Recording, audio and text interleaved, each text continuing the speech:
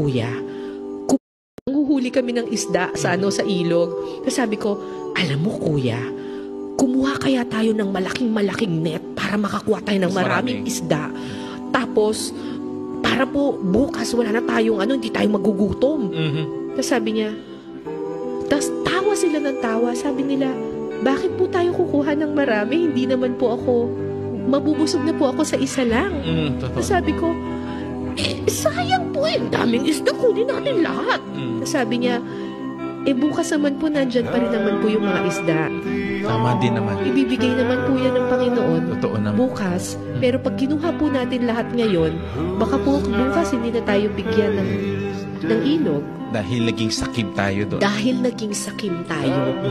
Sobrang talagang sabi ko, grabe, ito yung mga tao na sinasabi nilang uneducated. Pero di ba, Father, parang when you talk about education,